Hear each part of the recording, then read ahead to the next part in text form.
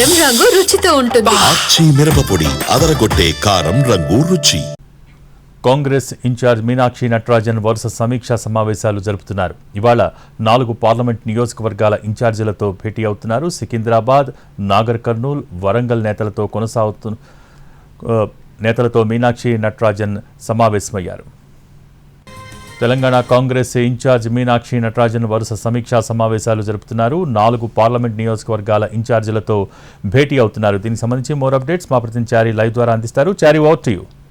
వరంగల్ పార్లమెంట్కి సంబంధించి ఆయా పార్లమెంట్లో ఉన్నటువంటి ఆయా అసెంబ్లీ నియోజకవర్గాలు గెలిచినటువంటి ఎమ్మెల్యేలు అలాగే నియోజకవర్గ ఇన్ఛార్జీలందరికీ కూడా ఈరోజు సమావేశం అవ్వాలని ఇన్ఛార్జ్ మీనాక్షి నటరాజన్ నిర్ణయించారు. దాంట్లో భాగంగానే 10 గంటల నుంచి ఈ సమావేశం ప్రారంభమైంది. నియోజకవర్గాల వారీగా గతంలో సమీక్షా సమావేశాలు నిర్వహించినటువంటి మీనాక్షి నటరాజన్ ఈరోజు జరుగుతున్నటువంటి సమీక్షా సమావేశాల్లో 1-to-1 ఏ నాయకుడికి అయితే అపాయింట్మెంట్ ఇచ్చారో ఆ నాయకులతో 1-to-1 సమావేశాలను ఏర్పాటు చేస్తున్నారు. ఓవరాల్గా కాన్సెప్ట్ ఏంటంటే నియోజకవర్గాల్లో ఉన్నటువంటి సమస్యలు కావచ్చు, నాయకుల మధ్య అంతర్గత అంశాలు కావచ్చు, రాష్ట్ర పార్టీకి నియోజకవర్గాల్లో ఉన్నటువంటి పార్టీ నాయకులకు మధ్య ఉన్నటువంటి సమన్వయం కావచ్చు, పార్టీలో జరుగుతున్నటువంటి వ్యవహారాలు, మంత్రుల పనితీరు, ఇలా అనేక రకాల అంశాలన్నిటి మీద కూడా అందరి అభిప్రాయాల్ని సేకరిస్తున్నారు.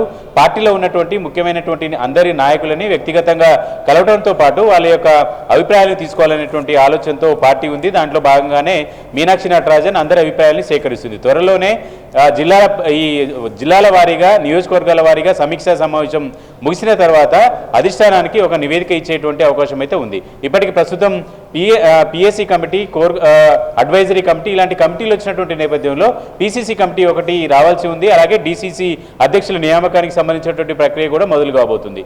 ఈ నేపథ్యంలోనే పార్టీ నిర్మాణానికి సంబంధించినటువంటి అంశాలన్నింటితో పాటుగా కొత్తగా వచ్చినటువంటి ఎమ్మెల్యేలు ఎవరైతే బీఆర్ఎస్ నుంచి గెలిచి కాంగ్రెస్లో వచ్చారో ఆ నియోజకవర్గాల్లో ఉన్నటువంటి సమస్యలన్నిటి మీద కూడా అక్కడ ఉన్నటువంటి నాయకులని తెలుసుకోవడం, పార్టీని సమన్వయం పరుస్తూ వారికి నచ్చజెప్పేటువంటి ప్రయత్నం చేయడం, పార్టీలో కానీ ప్రభుత్వంలో కానీ వారికి ప్రాధాన్యత కల్పించేటువంటి అంశాలన్నిటి మీద కూడా వారి అభిప్రాయాలనే తీసుకుంటున్నారు.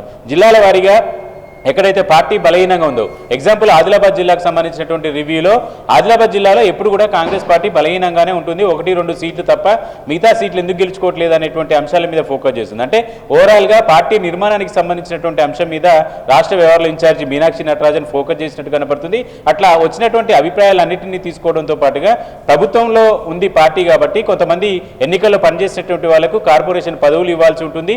వీటన్నిటి మీద కూడా పార్టీ పదవులు కూడా ఇవ్వాల్సి ఉంటుంది. కాబట్టి అందరి అభిప్రాయాల్ని క్రోడీకరిస్తున్నారు.